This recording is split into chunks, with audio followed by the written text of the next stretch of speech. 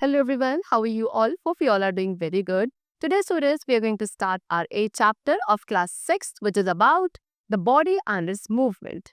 Okay, let's start the chapter. So, first of all, we are having the topic movement and locomotion. Okay, so movement is defined as changing locations or positions, that is a change in the position of any object is called movement. Movement क्या है? किसी भी object की position या location में change आना. That means that object has moved somewhere. Okay, अगर किसी भी ऑब्जेक्ट की पोजीशन में चेंज आता है that is known as movement. Example, you lift your arm above your head. आपने क्या करा? अपने आर्म को अबव योर हेड लिफ्ट किया, है ना. या फिर आईलेट्स का movement, heart muscles, teeth, jaw, arm, leg, head, neck etcetera, सभी के को जब आप मूव करते हो that is known as movement. So when movement results in change of position of the whole organism, it is called locomotion. And जो movement की वजह से पूरे ऑर्गेनिज्म की पोजीशन में चेंज आता है that is called locomotion. Plants and animals move करते हैं and plants का movement जो है वो easily visible नहीं होता है. Different animals move in different ways. and animals की बात करी जाए तो सभी different animals different ways में move करते हैं, such as a cow आपकी walk करती है, bird fly, fish swim and so on. Okay, now next we have human body and its movement. अब human body and its के movement के बारे में discuss करते हैं. So human body can move its different parts in different directions easily. अब human body क्या करती है? अपने डिफरेंट बॉडी पार्ट्स को डिफरेंट डायरेक्शंस में इजीली मूव कर सकते हैं. For example, we can rotate our arm around the shoulder. हम अपने आर्म को अराउंड द शोल्डर इस तरीके से मूव कर सकते हैं, राइट? चलो, so we can also move our arm sideways, upwards and downwards. और अगर हम अपने आर्म्स की बात करें तो हम अपने आर्म्स को साइडवेज, अपवर्ड, डाउनवर्ड्स हर तरीके से मूव कर सकते हैं. Okay, we can bend our arm at the elbow. हम अपने आर्म को एट द एल्बो क्या कर सकते हैं? बैक मूव बेंड भी कर सकते हैं. But we can not move it backwards. लेकिन हम अपने आर्म्स को क्या नहीं कर सकते? बैकवर्ड्स क्या नहीं कर सकते? मूव नहीं कर सकते हैं. सिमिलरली ऐसे हम अपने लेग्स को क्या कर सकते हैं? बेंड नहीं कर सकते एट द नी, लेकिन हम उसको बेंड कर सकते हैं beyond 180 degree. So movement of body parts. Body parts का मूवमेंट आपका तभी पॉसिबल है जब आपके दो पार्ट्स जो है बॉडी को वो क्या करते हैं? मीट करते हैं. And in order to understand how the movement of our body parts and locomotion takes place, we should study the bones, that is skeleton, and the various types of joints which exist between bones and muscles. And अब इस चीज़ को समझने के लिए कि हमारे different body parts पे movement कैसे पॉसिबल है, इसके लिए आपको क्या करना पड़ेगा? बोन्स यानी कि स्केलेटन को, वेरियस टाइप्स ऑफ जॉइंट्स को जो कि हमारे बोन्स एंड मसल्स के बीच में होती हैं, इन सभी के कॉन्सेप्ट्स को इजीली और बहुत अच्छे से समझना होगा. Then only we are going to learn about the different types of movement or the locomotion which are available for which are possible in our body, right? Chalo. So first of all, human skeletal system. So human skeleton.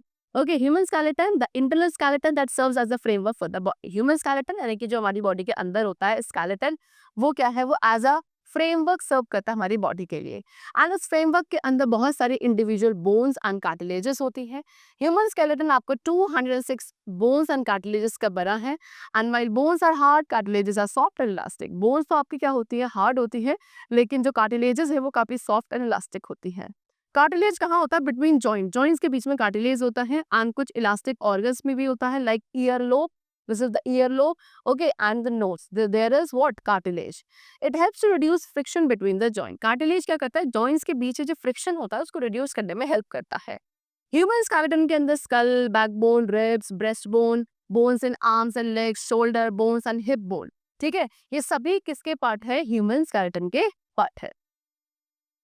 Okay, now structure of human skeleton. अब human skeleton के structure को discuss करते हैं. You can see in this picture only. This is the human skeletal system. So human skeletal system के अंदर क्या? Skull, backbone, ribs, breastbone, bones in arms, legs, shoulder bone, hip bone. They all together forms our human skeleton. Okay, first of all we are having what? Skull. सबसे पहले हम skull के बारे में discuss करेंगे. What is skull? You can see in this picture only. This is the skull part of the human skeleton. तो skull आपका एक बोनी स्ट्रक्चर है that forms the head. Bony structure यानी कि बोन्स का बना हुआ स्ट्रक्चर है जिससे आपका हेड का फॉर्मेशन होता है.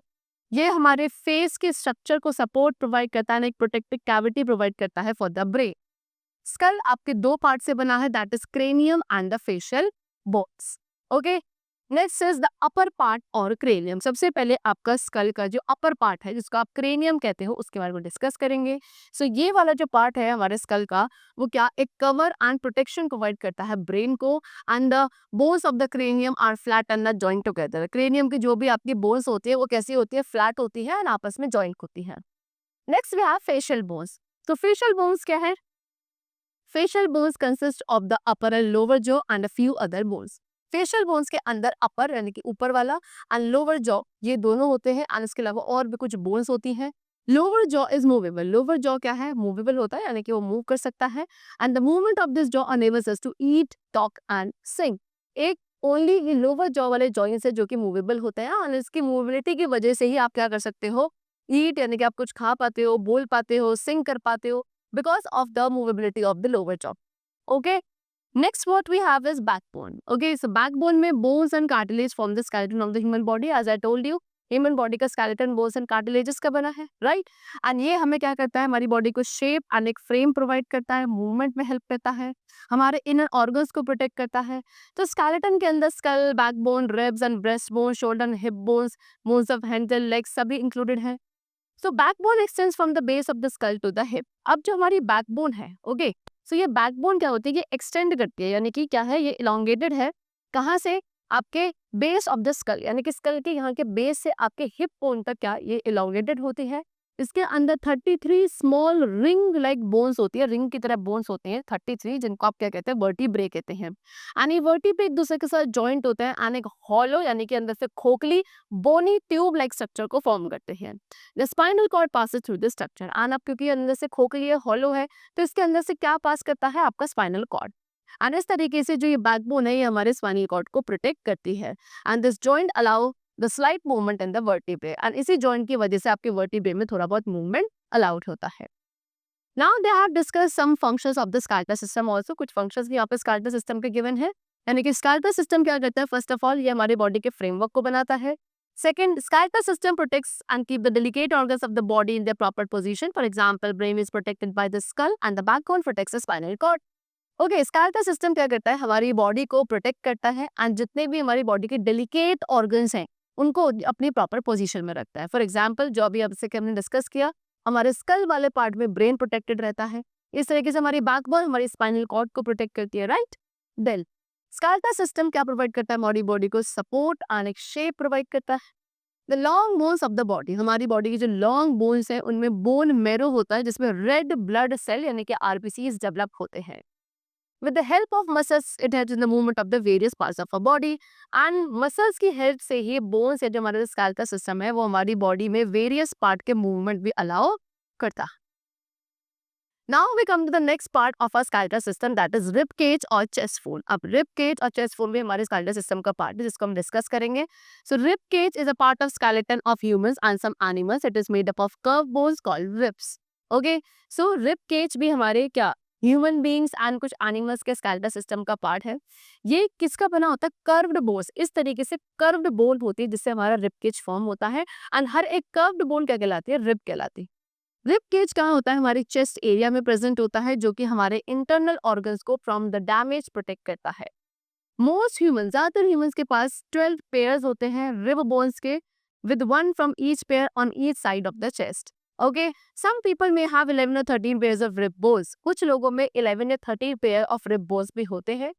बोन्स आपकी बोन मैरो के साथ फिल्ड होती है एंड ये बोन्स जो है they are connected to the sternum directly are called true ribs and the bones that are connected to the sternum indirectly through the seventh bone are called false ribs. That is 8th, 9th and 10th bones, and the bones that are not connected to the sternum and is connected to the backbone are called floating ribs. Now what they are saying is कि वो bones जो आपके sternum के साथ, sternum होती है आपकी what, breast bone, ठीक है, ब्रेस्ट बोन या चेस्ट बोन आपके बिल्कुल सेंटर में प्रेजेंट होते हैं, दैट इज स्टर्नम। सो वो बोन्स जो आपके स्टर्नम के साथ डायरेक्टली कनेक्टेड है उनको आप ट्रू रिब्स कहते हैं। अब वो बोन्स जो आपके स्टर्नम के साथ कनेक्टेड हैं लेकिन इनडायरेक्टली, ओके, यानी कि सेवेंथ बोन के थ्रू कनेक्टेड है, उसको आप फॉल्स रिब्स कहेंगे। एंड वो बोन्स जो आपके स्टर्नम के साथ कनेक्टेड नहीं है लेकिन केवल बैकबोन के साथ, एक्चुअल में ये जो रिब्स होती हैं, रिब बोन्स होती हैं, ये आपके आगे से स्टर्नम के साथ, चेस्ट बोन के साथ और पीछे से बैकबोन के साथ कनेक्टेड होती हैं। लेकिन कुछ ऐसी रिब्स है जो केवल और केवल किसके साथ, आपके बैकबोन के साथ कनेक्टेड है, आगे चेस्ट बोन यानी कि स्टर्नम के साथ कनेक्टेड नहीं है। Such bones are called floating ribs. Okay, if these floating ribs were connected to the sternum, अगर ये फ्लोटिंग रिब्स जो है ये sternum के साथ भी कनेक्टेड होती, so we could not breathe properly, हम प्रॉपर्ली ब्रीथ नहीं कर पाते, बिकॉज चेस्ट को क्या चाहिए होता है, जब आप एयर को इनहेल या एक्सहेल करते हो तो चेस्ट को स्पेस रिक्वायर्ड होता है एक्सपेंड करने के लिए एंड डिक्रीज करने के लिए, जो स्पेस उनको नहीं मिलता अगर ये फ्लोटिंग रिब्स भी आगे sternum के साथ कनेक्टेड होती, ठीक है। एंड रिब केज को आप थोरैक कैविटी भी बोलते थे, thoracic cavity, sorry. Now, next we come to the shoulder bone. Shoulder bone क्या है? Shoulder bone is formed by the collarbone or clavicle and the shoulder blade that is scapula at the back. ठीक है, shoulder bone किससे बनी है? Collar bone से, जिसको आप क्लेविकल कहते हैं, एंड शोल्डर ब्लेड के साथ जिसको स्कैपुला कहा जाता है एट द बैक। इससे हमारी किसका शोल्डर बोन का फॉर्मेशन होता है। ओके, चलो now next we have hip bone. Hip bone is form by the fusion of three bones. Hip bone three bones यानी कि थ्री बोन्स के फ्यूजन से बना है। Hip bones together, hip bones किसके साथ? हिप एंड जो हमारे बैक बोन के टेल पार्ट्स होते हैं उनके साथ मिलकर एक लार्ज बोनी बॉल बनाता है, जिसको आप पेल्विस या पेल्विक गिर्डल कहते हैं, एंड यही वो पार्ट है जिसके थ्रू हम क्या कहते हैं? बैठ पाते हैं। द थाई बोन्स, हमारी थाई बोन्स किसके साथ? गिर्डल के साथ अटैच होती है, गिर्डल की एक साइड के साथ अटैच होती है with the ball and socket joint. Now next we come to arm and hand bones. अब arm and hand bones को डिस्कस करेंगे। So as we all know, हमारे hand के different parts है like upper arm, forearm, wrist, palm and fingers. So जो upper arm है उसमें एक बहुत long bone होती है जिसको ह्यूमरस कहते हैं। ये बोन आपके शोल्डर बोन के साथ अटैच है। ये वाला जो है इसे अपर आर्म कहते हैं, इसमें एक लॉन्ग बोन होती है ह्यूमरस जो कि हमारे शोल्डर बोन के साथ अटैच होती है। देन द फोर आर्म, अभी जो फोर आर्म है नीचे वाली, इसके अंदर दो लॉन्ग बोन्स होती है, दैट इज रेडियस एंड उल्ना, ठीक है। उसके बाद रिस्ट, ये रिस्ट होता है कलाई, इसके अंदर बहुत सारी छोटी छोटी स्मॉल बोन्स होती है जिनको आप कार्पस कहते हो। ओके, उसके बाद पाम की बात करें, पाम आपका 5 बोन से बना है which is known as metacarpus, ठीक है। ईच फिंगर, हर एक फिंगर के अंदर 3 स्मॉल बोन्स होती है जिसको आप फेलेंजेस कहते हैं। ओके, तो this is the structure of our arm. Next is leg bones. अब लेग बोन्स की बात करते हैं तो फीमर, जिसको थाई बोन कहा जाता है, यह हमारी ह्यूमन बॉडी की सबसे लॉन्गेस्ट एंड लार्जेस्ट बोन होती है। This is the femur, thigh bone, ठीक है। एज एट टॉप्स, अब इसके टॉप पर ये क्या करती है? एक ball and socket joint create करती है ऑफ द हिप, एंड इसका लोअर एंड हेल्प करता है नी जॉइंट को क्रिएट करने में। The second largest bone in the body is tibia. हमारी बॉडी के अंदर दूसरी सबसे बड़ी बोन है वो टीबिया है, जिसको आप शिन बोन कहते हो। This is the tibia, okay, and this long bone connects with the knee at one end and the ankle at the another. अब ये जो दूसरी सेकंड लॉन्ग बोन है, ये एक एंड पे तो अपनी नी के साथ कनेक्ट होती है एंड दूसरे एंड पे किसके साथ? एंकल के साथ कनेक्टेड होती है। Next to the tibia, tibia के बाद क्या होता है? Fibula. Okay, this is the fibula. Next, मतलब टीबिया के जस्ट बराबर में ही फिबुला भी होती है, ठीक है। ये भी एक बोन है जो कि थिन एंड वीक बोन होती है हमारे लोअर लेग की। इसको आप कार्स बोन भी कहते हो, as it sits slightly behind the tibia on the outside of the leg. इसको काफ बोन क्यों कहा जाता है? क्योंकि ये जो लेग के बाहर की तरफ टीबिया के बराबर में क्या है? प्लेस्ड है।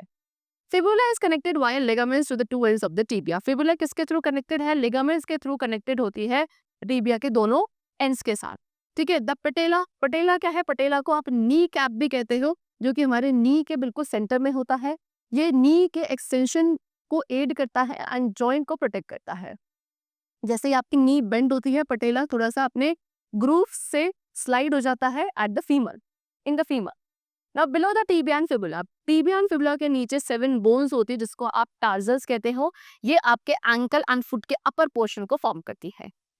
Then next we have the 7 tarsal bones. अभी जो 7 tarsal bones है, we have to discuss about them. Number 1 is what? Calcaneus. ये आपके फुट की लार्जेस्ट बोन है जिसको कॉमनली क्या कहा जाता है? फुट का जो हील वाला पार्ट है वो बनाती है। देन स्टेलस, स्टेलस हमारे एंकल जॉइंट के लोअर पोर्शन को फॉर्म करती है। Then we have cuboid, cuboid आपका मल्टी सरफेस बोन है जो कि हमारे फुट के आउटसाइड पे सेट होती है near the 5th phalanx, that is the little toe. Okay, then we have cuneiforms. Okay, so cuneiforms क्या है? ये आपकी 3 स्मॉल बोन्स हैं जो कि 5 मेटाटार्सल बोन्स के साथ क्लोज्ड होते हैं। ये आपके एक रो में सिट करती है, beginning at the inside of the foot and at the end of cuboid. Then we have navicular, navicular curved bone है जो टेलस एंड क्यूनिफॉर्म के बीच में होती है। एंड जो 5 मेटाटार्सल बोन्स है हर एक फुट में, वो आपके फुट जो मतलब बॉडी का फुट वाला पार्ट है उसको फॉर्म करती है, right. Now Numbered 1 through 5. Numbered 1 through 5, the bone that sits behind the big toe is number 1 and the one behind the little toe is number 5. Okay? चलो. The phalanges के through आपके toes का formation होता है. हर एक toe के अंदर 3 separate bones and 2 joints होते हैं except for the big toe. सबसे big toe को छोड़कर. जिसमें सिर्फ 2 bones होती हैं and एक joint होता है like the thumb in the hand. जैसे कि हमारे hand में thumb में एक ही joint है. Similarly in that big toe also. Now next we come to cartilage. Cartilage भी हमारे एक बॉडी का इंपॉर्टेंट स्ट्रक्चरल पार्ट है.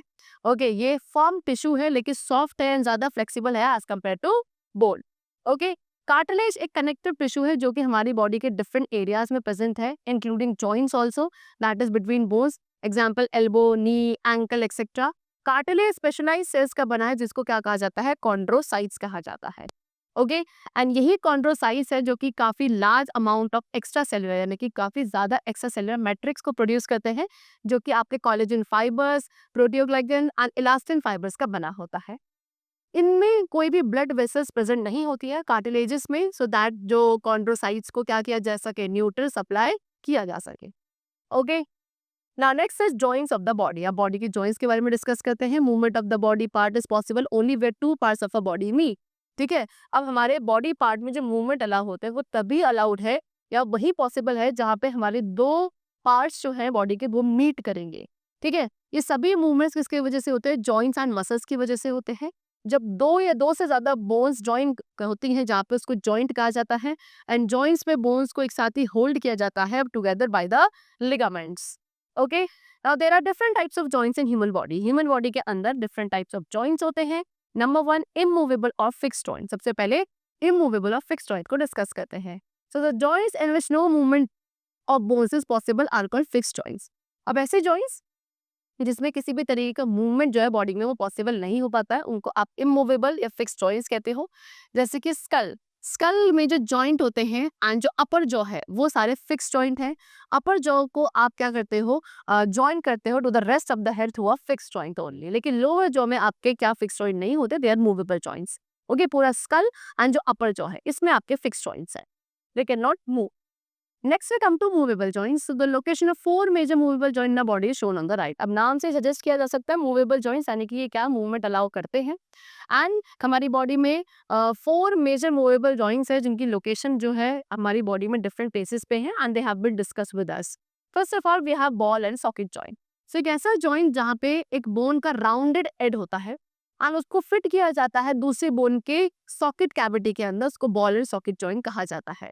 ये हमारे हिप एरिया एंड शोल्डर के जॉइंट्स है, वहां पे ball and socket joint present होता है जो कि आपके मूवमेंट अलाउ करता है इन ऑल द डायरेक्शंस. यानी कि बॉल एंड सॉकेट जॉइंट के थ्रू जो मूवमेंट है वो डिफरेंट ऑल द डायरेक्शन में पॉसिबल है ना.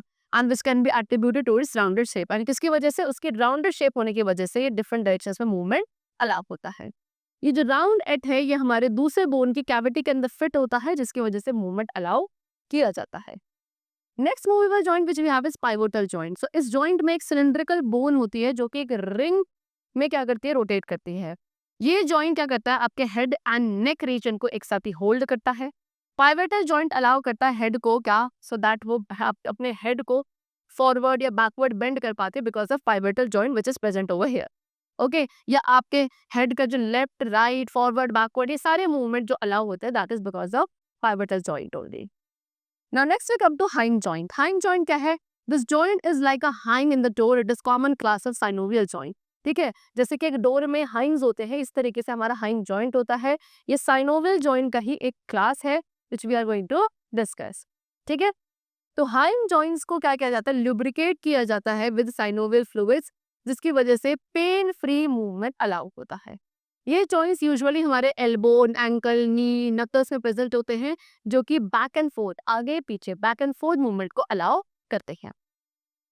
Now next we come to what? Gliding joints. Okay, so what are gliding joints? The joints that allow only a limited movement due to sliding of bones over another is called a gliding joint. ऐसे joint जो केवल limited movement को allow करते हैं यानी कि इसको complete movement नहीं हो सकता, एक लिमिटेड मूवमेंट ही होता है ना. किसकी वजह से? बोन्स के स्लाइड होने की वजह से on the other bone, that is called gliding joint. Okay, wrist joint या फिर जो आपके बैकबोन के रिंग्स के बीच में जॉइंट्स प्रेजेंट है ये सभी ग्लाइडिंग जॉइंट्स के एग्जांपल्स हैं. Now next we come to gait of animals. Gait क्या है? Gait is the pattern of movement of the limbs of animals and humans during locomotion over a solid substance. Substrate. Okay, so gait क्या है? Movement है animals and human beings के limbs का, यानी कि कैसे उनके limbs move करते हैं उस pattern को during locomotion over a solid substance, that is known as gait. So most animals, ज़्यादातर animals variety of gaits को use करते हैं जो कि आपकी speed पर based होते हैं and the need to energetic efficiency. ठीक है, different animal species different gaits का यूज करते हैं due to differences in anatomy, जो कि आपके सर्टेन गेट्स के यूज को प्रिवेंट करते हैं. So first of all we have birds. Birds क्या करती है? बर्ड्स आपके एयर में फ्लाई करती हैं and they walk on the ground, right. चलो, सो सम बर्ड्स, अब कुछ ऐसी बर्ड्स हैं लाइक डक एंड स्वान, ये आपके वाटर में स्विम भी कर सकती हैं. ये बर्ड्स आपकी फ्लाई करती हैं बिकॉज इनकी जो बॉडी है वो वेल सूटेड होती है for fly. Their bones, birds की बोन्स हॉलो यानी कि खोखली होती हैं एंड लाइट होती हैं because they don't have a urinary bladder also, इनमें यूरिनरी ब्लैडर भी नहीं होता. एंड यही फीचर्स हैं जो एक बर्ड को हेल्प करते हैं to fly easily. Now the bones of the hind limbs, अब इनके हिंड लिम्स के जो बोन्स हैं वो बेसिकली वॉकिंग एंड पर्चिंग के लिए होते हैं. एंड फोर लिम्स के जो बोनी पार्ट्स हैं उनको मॉडिफाई किया जाता है as a wing. Shoulder bones भी काफी स्ट्रॉन्ग होते हैं. ब्रेस्ट बोन मॉडिफाई करी जाती है सो दैट वो फ्लाइट मसल्स को होल्ड कर सके, जिसके through wings up and down move करते हैं. एंड जो इनकी टेल वाला पार्ट है वो इनके ड्यूरिंग द फ्लाइट, यानी कि जब ये फ्लाई करते हैं सेम पे डायरेक्शन को कंट्रोल करने के लिए they use their tail part. Okay, now next we come to movement in earthworms. अब अर्थवॉर्म्स के मूवमेंट्स को डिस्कस करते हैं. So as you all know the body of an earthworm is made up of many rings joint end to end. एक earthworm की body किससे बनी है? बहुत सारी रिंग से बनी है जो एंड टू एंड जॉइंट होती हैं. एक अर्थवर्म के अंदर बोन्स नहीं होती हैं, इनमें मसल्स होती हैं जो इनको अपनी बॉडी को एक्सटेंड करने में या शॉर्ट करने में हेल्प करती है. ड्यूरिंग मूवमेंट अर्थवर्म जब मूव करता है, अर्थवर्म सबसे पहले अपने बॉडी के फ्रंट वाले पार्ट को एक्सटेंड करता है, जिसकी वजह से जो इनके बॉडी का रियर पोर्शन है वो ग्राउंड के साथ फिक्स रहता है. फिर उसके बाद वो क्या करता है? अपने फ्रंट एंड को फिक्स करता है आगे की तरफ एंड देन जो पीछे वाला एंड है उसको रिलीज करता है. एंड फिर उसके बाद क्या हो जाती है? इनकी बॉडी शॉर्ट हो जाती है. ठीक है, एंड फिर उसके बाद ये अपने रियर एंड को आगे की तरफ पुल करते हैं. इससे जो है इनका जो मूवमेंट है वो काफी छोटे छोटे डिस्टेंस पे ही हो पाता है. ठीक है, repeating such muscle expansion and contraction the earthworm can move through the soil.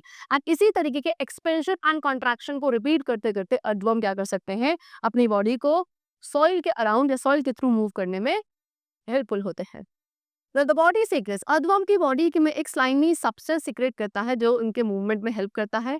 Also under the body, और उसके साथ साथ इनकी बॉडी के अंदर कुछ लार्ज नंबर ऑफ टिनी ब्रिसल्स होते हैं, यानी कि हेयर लाइक स्ट्रक्चर्स होते हैं जो बाहर की तरफ प्रोजेक्ट करते हैं.